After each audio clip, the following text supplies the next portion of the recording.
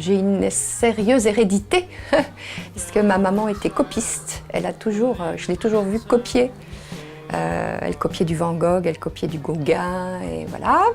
Et puis mon père, c'était pas son métier, mais il aimait beaucoup le bois.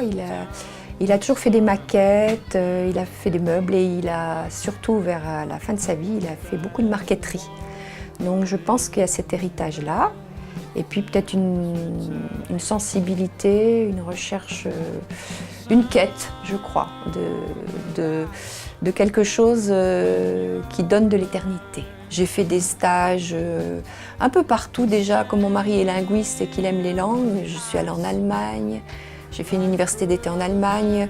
À Paris, aux Beaux-Arts, j'ai fait un stage de fresque. Enfin, j'ai beaucoup cherché et surtout, quand j'ai découvert la gravure, je suis allée faire une formation à Venise.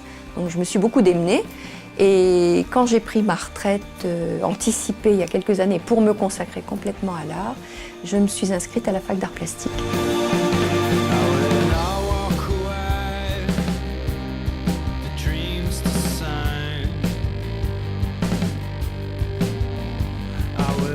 J'avais vraiment envie d'avoir mon lieu à moi, en prise avec la ville, au cœur de la ville. Je voulais vraiment que ce soit au cœur de la ville, au cœur de la vie. Et je suis arrivée là avec ma presse parce que c'était vraiment ça fait une dizaine d'années maintenant que j'ai découvert la gravure et que j'aime par-dessus tout. Donc voilà, c'est une technique qui ne nécessite pas forcément beaucoup de place. Donc je suis dans un petit couloir. On appelle ça une presse taille douce. Alors c'est composé d'un plateau qui passe entre deux rouleaux qui font chacun 30 kg. Et donc le but, c'est de faire passer la plaque qu'on appelle la matrice. Alors là, en l'occurrence, c'est une matrice en carton.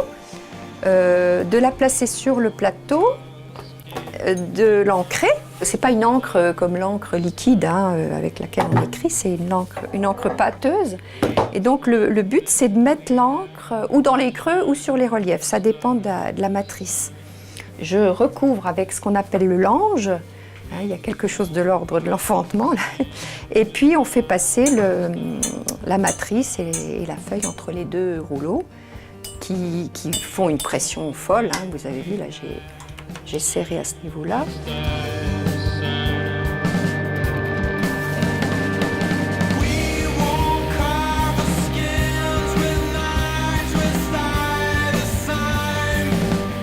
Je grave sur carton, je grave sur zinc, je grave sur lino. Alors mes techniques, tout ce que je sais faire, aussi bien la pointe sèche, l'aquatinte, le vernis mou.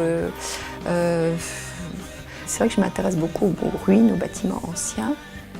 Et puis là, ces derniers temps, j'ai travaillé à partir des photos de Rodolphe Lebois, qui m'y a autorisé.